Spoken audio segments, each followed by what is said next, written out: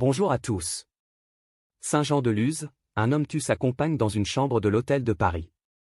Explication dans cette vidéo. Vendredi 3 mai. Sur l'esplanade de la gare, à Saint-Jean-de-Luz, 5 voitures de police banalisées pilent simultanément devant l'hôtel de Paris. Une dizaine de flics en jaillissent, brassard orange au biceps, l'air nerveux. Ils foncent à travers la réception, montent 4 à 4 dans les étages et pénètrent en trompe dans la chambre qu'on leur a indiquée. Horreur. Une femme nue d'une trentaine d'années est étendue sur le lit, ligotée avec des lambeaux de tête d'oreiller. Elle n'a littéralement plus de visage. Son bourreau lui a défoncé le crâne à coups de marteau, projetant du sang jusqu'au plafond. L'outil du crime est toujours là, abandonné au pied du lit. L'hôtel de la gare est un point de chute où les voyageurs, le plus souvent, s'arrêtent pour une seule nuit. D'où sort cette malheureuse, où se rendait-elle, avant de trouver entre ces 4 murs son horrible terminus? Les enquêteurs ne vont pas tarder à identifier la victime. Tout comme son compagnon, qui au même moment termine tranquillement son jus d'orange dans la salle de petit déjeuner. Le couple, en effet, est connu des fichiers. La première fois qu'il a fait parler de lui, c'était le 25 janvier dernier. Ce jour-là, c'est déjà blessée à la tête et titubante que la femme pousse la porte du commissariat de Saint-Jean-de-Luz. À l'agent d'accueil, elle explique avec un fort accent allemand qu'on l'a attaquée à la hache, puis qu'on l'a poussée d'une voiture en marche. Mais qui est ce « on » ? Elle s'est fait ça elle-même. Assure au même moment son compagnon, venu spontanément se présenter au commissariat de Biarritz, la ville voisine. À l'en croire, il n'aurait rien pu faire pour l'empêcher de se faire du mal. C'est la dépression qui la mettrait dans cet état, en lui inspirant des pensées suicidaires. On devine la perplexité des policiers. D'autant que l'individu, manifestement drogué jusqu'aux yeux, a d'autres choses à ajouter. Il se dit en danger. Une vendetta planerait sur sa tête. De mystérieux Belges, et pas les plus sympas, le poursuivraient dans toute la France, le contraignant avec sa compagne à une fuite perpétuelle. Étrange histoire, décidément. Ces deux-là sont-ils complètement perchés? Après quelques vérifications, on relâche dans la nature l'énigmatique allemande et son toxico.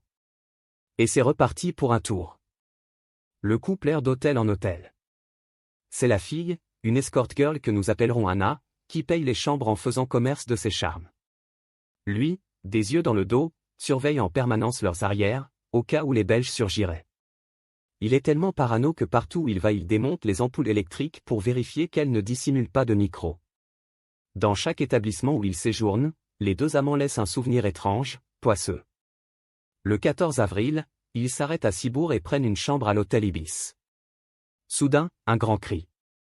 Puis un corps écrasé devant la façade. Une cliente est tombée du 5e étage. Balbutie le réceptionniste dans son combiné. Les pompiers se précipitent, sirène hurlante. La victime, on l'a deviné, c'est Anna. La jeune femme passe les 2 jours suivants à l'hôpital, entre la vie et la mort. Pendant ce temps, son mec débite ses salades au poste. J'étais allongé sur le lit quand elle a sauté, sanglote-t-il. Elle est suicidaire, je vous dis. Combien de fois peut-on ainsi rater son suicide? Les flics, manifestement, ne se posent pas la question. Après des heures sur le billard, Anna sentir vivante, ça leur va. D'autant qu'elle use de ses premiers mots pour disculper son compagnon. Alors on le relâche, lavé de tout soupçon. Puis le 1er mai, sans en avertir personne, l'Allemande quitte sa chambre d'hôpital. Quand on s'aperçoit qu'elle n'est plus là, il est trop tard. Où a-t-elle pu aller ainsi, le bassin fracturé, dans ce pays étranger où elle manque de repères? Nul ne le sait, mais la réponse est simple, elle a déjà repris la route avec son parano. Un hôtel, puis un autre. Des passes sordides, surtout dans son état. Jusqu'au vendredi 3 mai. Le bout du chemin. Anna est découverte à Saint-Jean-de-Luz, dans cette chambre de l'hôtel de la gare, le crâne défoncé à coups de marteau. Son mec, qui a lui-même appelé la police, est retrouvé au rez-de-chaussée, en train de terminer son petit déjeuner. J'ai pété les plombs. Explique-t-il cette fois, bien en peine d'invoquer un suicide. Je ne sais pas ce qui m'a pris. J'ai entendu un monstre rire. L'homme parle ensuite d'un jeu sexuel sadomaso qui aurait mal tourné. Anna, selon lui, se serait attachée toute seule. Mais encore. Ce type est-il vraiment fou?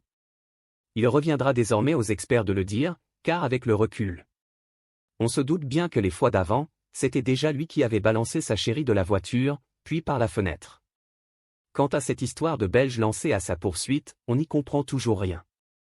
Un micmac sur fond de trafic de drogue, à l'en croire. Mais il est surtout vraisemblable que ces mystérieux individus n'ont jamais existé que dans sa tête.